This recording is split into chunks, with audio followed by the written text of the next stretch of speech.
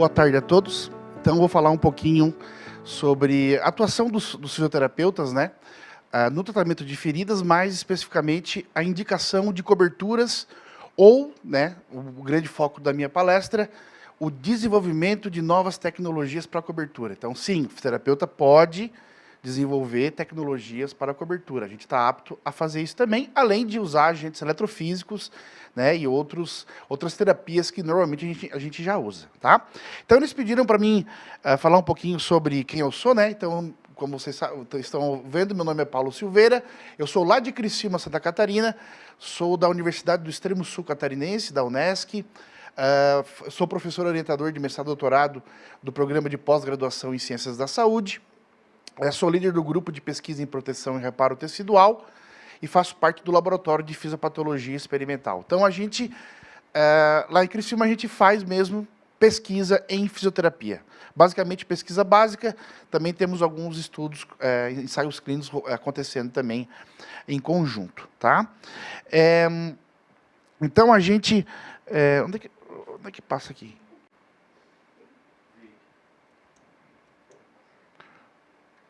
Aí, agora passou.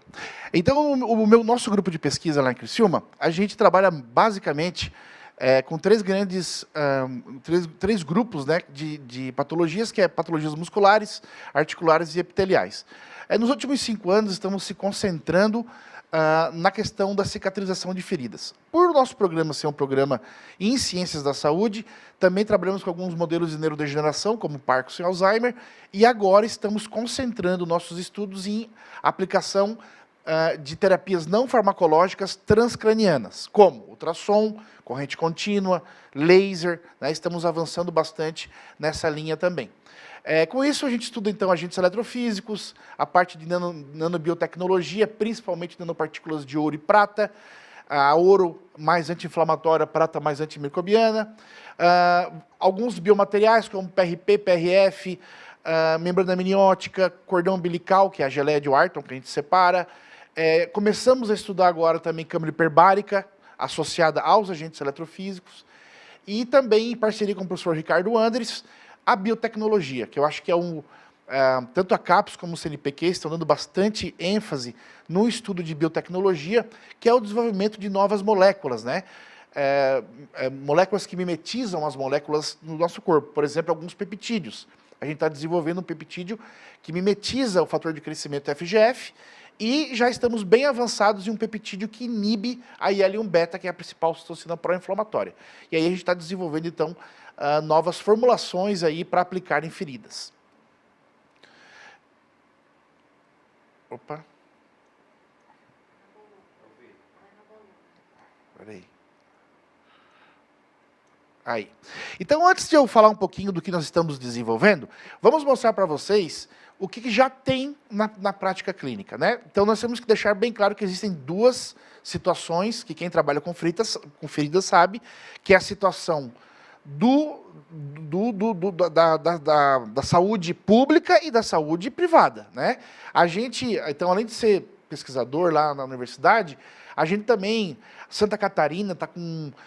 Hoje nós estamos com um cenário muito forte de inovação e, devido a isso, a gente criou uma empresa chamada Regenera, que foi pioneira no Brasil da introdução de fisioterapeuta em equipe multiprofissional em postos de saúde no sistema SUS. Então, hoje nós temos 2 fisioterapeutas que estão incluídos dentro da equipe multiprofissional, atuando junto com os enfermeiros, né, na prática, né, no tratamento de feridas. Então, o que a gente vê no setor público, né?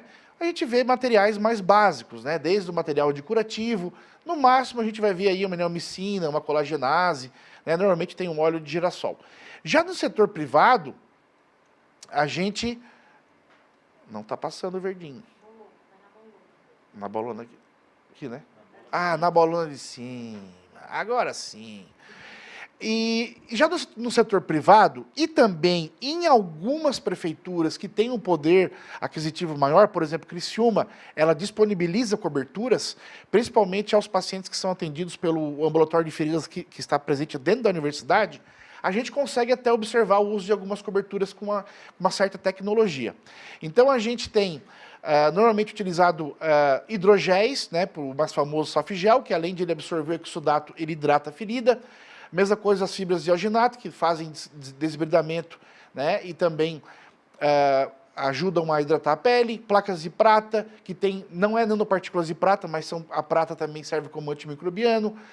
Gases antiaderentes, como Rayon, Adaptic e Sorbact. Membranas de celulose, que mimetizam a epiderme, né? E muito utilizado também o PHMB, que além de fazer limpeza, ele controla o biofilme. Então isso, pessoal, são coisas que a gente observa ou em hospitais privados ou em prefeituras que têm assim, um aporte financeiro melhor. Mas ainda, essa questão de cobertura, ela está muito específica para a área da enfermagem. O fisioterapeuta está começando agora a ganhar conhecimento, né, técnico, científico, para utilizar essas coberturas. E aí o fisioterapeuta Felipe, que é meu sócio na Regenera, ele é um fisioterapeuta hoje, para mim, eu não conheço outro fisioterapeuta que entende mais de ferida, né? Eu fico na parte mais desenvolvendo novas tecnologias, ele fica na parte prática. Então ele tem muito conhecimento, tem prefeituras que ele atende, que é ele só que coloca a mão, tanto desbridamento, limpeza, indicação de cobertura, é só ele que faz isso.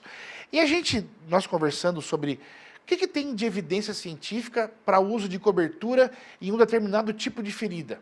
Quase a gente não encontra na literatura. E por assim, coincidência, em junho agora, saiu um artigo muito interessante, um artigo de revisão mostrando, indicando coberturas específicas para cada situação patológica de uma ferida. Numa revista muito interessante, que é um jornal da Academia Americana de Dermatologia, um índice de impacto bem alto. Então, acho que foi uma das primeiras evidências de alta qualidade, sim, discutindo o que usar para cada condição patológica. Então, o Felipe teve uma ideia muito interessante para ajudar os fisioterapeutas, que ele traduziu a tabela que tinha no artigo e adaptou para físio. Vocês podem ver que na direita ali ele colocou os agentes eletrofísicos. E dependendo de cada condição patológica ou de cada fase que aquela ferida está, muda a terapia, tanto de agentes eletrofísicos como a cobertura primária ou secundária. Então, todo fisioterapeuta tem que entender que a ferida tem que ser avaliada. Tu tem que reconhecer o que... Normalmente, uma ferida, 80% dos casos, ela tem um biofilme, tem a presença de bactéria, então a gente tem que saber, entender o que é uma ferida, depois traçar o objetivo, entender que função que tem aquele curativo, e aí decidir qual cobertura primária ou secundária utilizar. Então, normalmente, hoje no mercado, nós temos ali coberturas primárias, que são para hidratar ou para absorver o exudato, coberturas para fazer desbridamento químico, para ser antimicrobiano. Então, a maioria dos curativos, eles não têm propriedades biológicas que podem acelerar a cicatrização, que é o que a gente quer. E aí, então, veio uma janela terapêutica, uma janela de pesquisa que a gente encontrou, que foi, então, desenvolver curativos funcionais. Então, esses curativos, eles são eletrofiados. Para vocês terem mais ou menos uma ideia do que é uma eletrofiação, é o que acontece quando a gente faz o algodão doce. O açúcar ele tem carga positiva e na superfície daquele alumínio que fica ao redor tem carga negativa. Então, essa troca de carga faz com que o açúcar se forme nanofibras de açúcar, né, e faz o algodão doce. É a mesma coisa no curativo. Nós temos uma seringa, que dentro da seringa nós temos a solução que tem o teu bioativo, que pode ser uma curcumina, pode ser uma nanopartícula de prata, pode ser um fator de crescimento.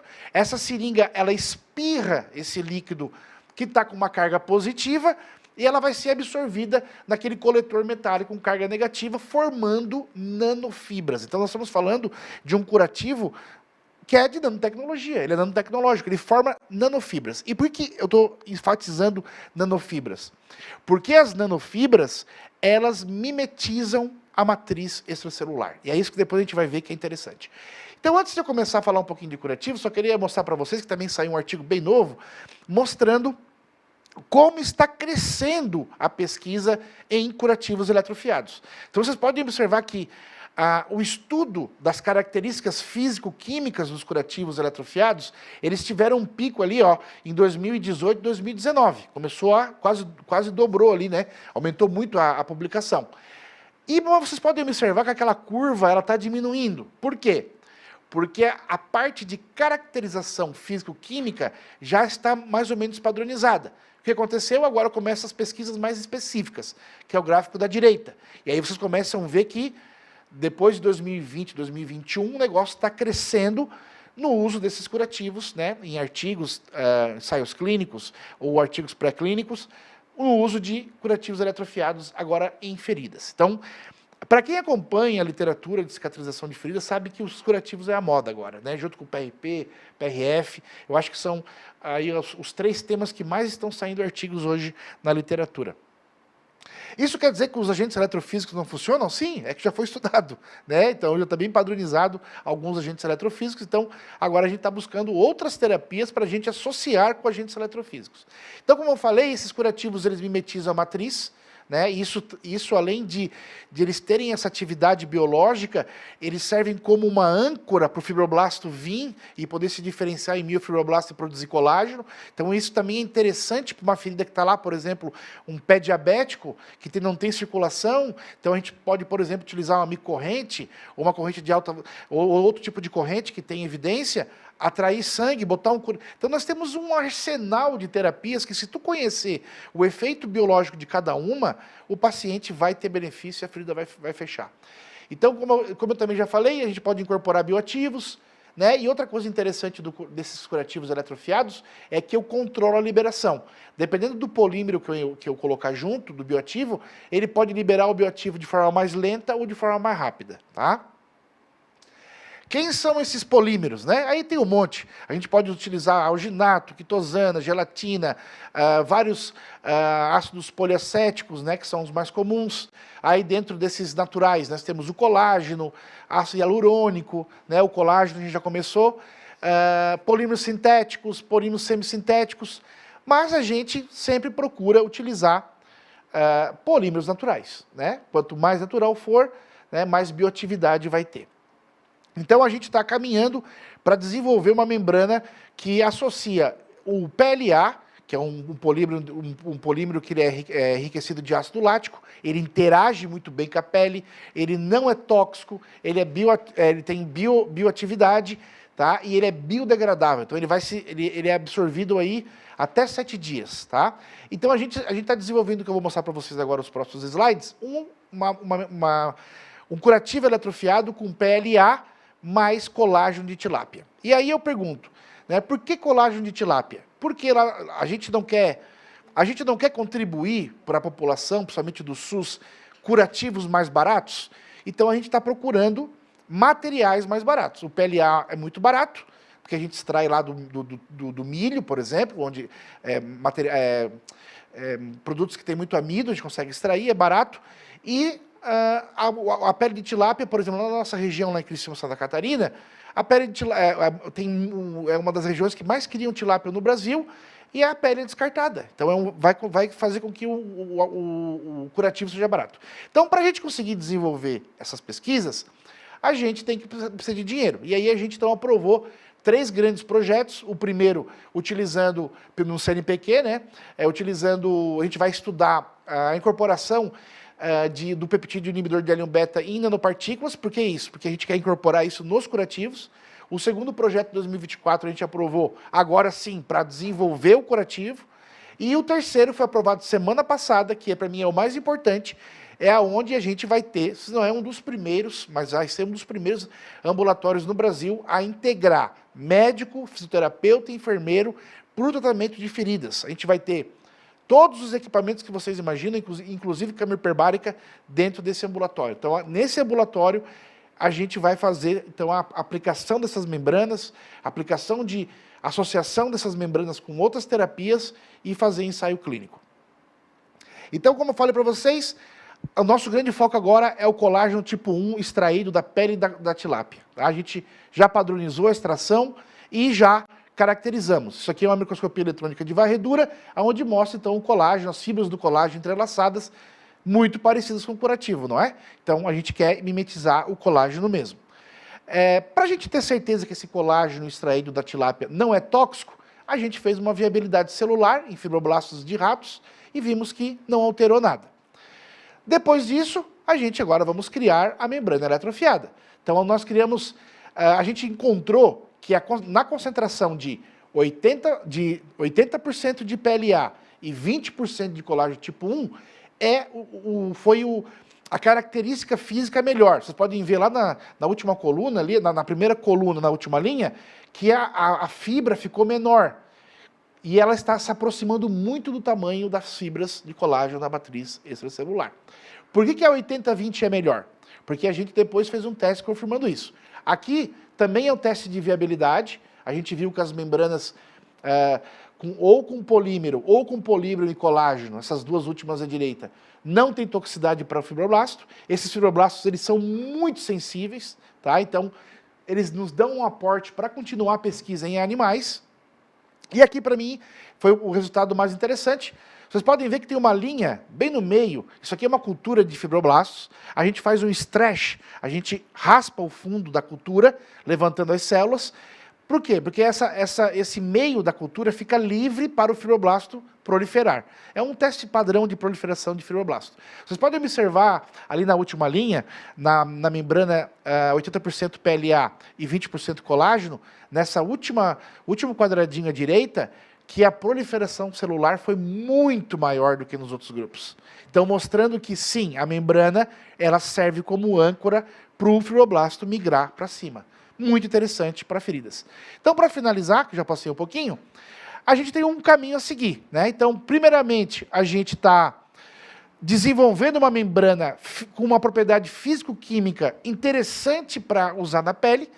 Depois disso, a gente vai querer tirar o PLA, só trabalhar com colágeno e começar a impregnar com bioativos. Aí vai desde nanopartículas de prata biosintetizadas, fatores de crescimento, né, ou um peptídeo que inibe uma molécula-chave da inflamação, ou uma nanopartícula que está encapsulando isso, e aí a gente vai continuando. Então aqui a gente já deu um passo também, ó, essa membrana que eu falei para vocês, a gente já impregnou ela com prata, com nanopartícula de prata biosintetizada com curcumina. Aquele branquinho nas fibras ali, ó, é nanopartícula de prata, tá? Testamos a viabilidade, de novo não apareceu toxicidade, né? E agora nós estamos no momento de testar a propriedade antimicrobiana dessa membrana. Então nós temos um caminho a seguir. Espero que o ano que vem, nos próximos congressos, eu já mostre resultados promissores aí com a nanopartícula de prata associada a essa membrana. Tá bom? Muito obrigado.